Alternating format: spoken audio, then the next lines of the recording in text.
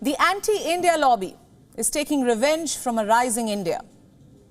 The India story has been building for a while, and this year it has all seemed to come together. India's global presence, its influence, and indeed clout has never been higher, even as its policy has been a steadfast search for peace and conflict resolution all through dialogue. The success of the G20, the joint communique on the Russia-Ukraine war, once considered impossible, and the radical new economic corridor between India, the UAE, Saudi Arabia, Israel and Europe. All these were significant achievements by any standards, even as India continued to take up the cause of developing nations on every forum.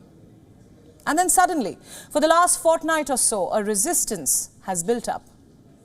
Those who could not accept India's success began in different, multiple ways to challenge India's credibility and to take positions that hurt India's interests, its institutions, its plans for its future. They began to weave conspiracy theories to tarnish India's reputation and credibility on the global stage. But hold on, I'm not referring to Canada alone here. The latest provocation comes from a rather unexpected source: India's newest dear friend, the United States. The growing amity between India and America has been the story of 2023 so far. And then suddenly, out of the blue, the American ambassador to Pakistan, Donald Blum, visits Pakistan Occupied Kashmir. Ambassador Blum recently embarked on a secret trip to Gilgit-Baltistan. Yes, you heard me right, a secret trip. Both the embassy and the Pakistan government kept this visit completely secret, providing no details whatsoever. Donald Blum's trip to Gilgit-Baltistan reportedly lasted for 6 days. In those 6 days, Blum visited different areas of the region and met with local representatives.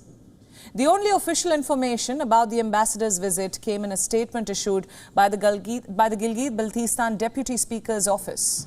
And this is what the issue is about. Gilgit-Baltistan is not Pakistani territory. It falls within Pakistan Occupied Kashmir, or POK.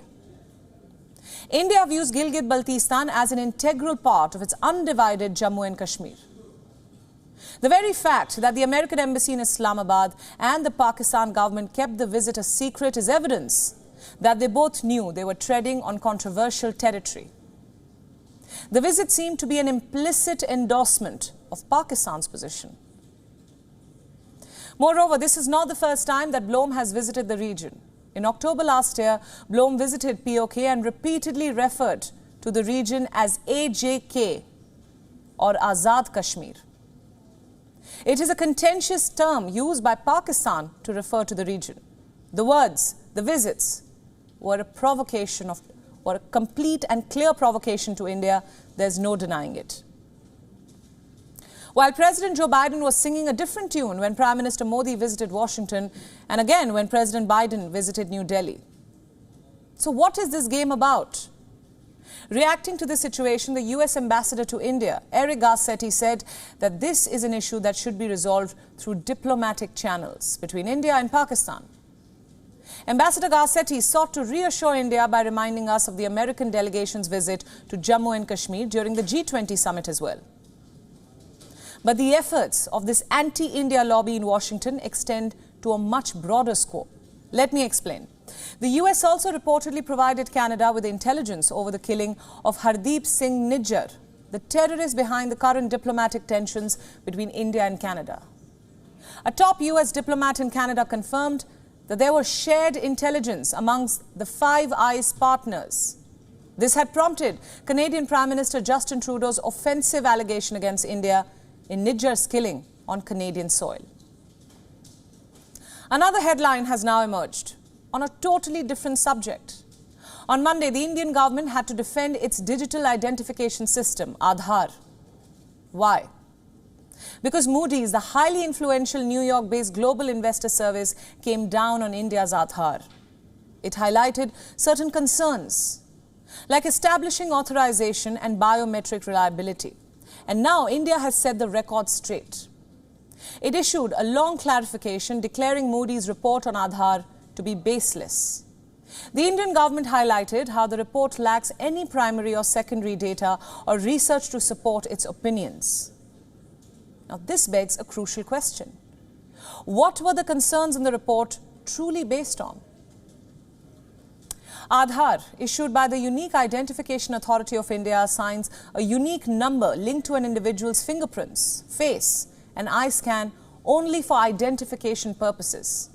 However, this Moody's report has questioned the Aadhaar system, suggesting that it often leads to service denials and raises doubts about the reliability of biometric technologies, particularly in hot and humid climates. And this is what India has said. The Ministry of Electronics and Information Technology says, and I quote, "The report in question does not cite either primary or secondary data or research in support of the opinions presented in it." The Indian government has assured that payments to workers under government schemes are made by directly putting money into accounts without requiring biometric authentication. Furthermore, the government points out that the Moody report overlooks the fact that biometric submission can also occur through contactless methods such as face authentication and iris authentication. The Indian government has stressed that no breaches have been reported from Aadhaar database to date. The truth of the matter is crystal clear. Aadhaar stands as the crowning jewel in India's drive to encourage other countries to embrace a digital public infrastructure. This message was loud and clear at the recently concluded G20 summit. Aadhaar, alongside the Unified Payments Interface or UPI, took center stage as shining examples of success stories in this digital transformation journey. As a result, many countries express keen interest in adopting similar digital public infrastructure systems. India's accomplishments with Aadhaar and UPI serve as an example. It demonstrates the potential of digital public infrastructure to revolutionize governance, streamline services, and better the lives of citizens. And so, as the world watches India's rise, it's clear that the story goes beyond any lobby or controversy. India's growth story is a testament to its resilience, its innovation, and its commitment to a brighter future for its people and for the world. But don't simply take my word for it. Hear what famous British economists had to say about India's success story and India's Prime Minister Narendra Modi's ability to navigate with the West. Listen in.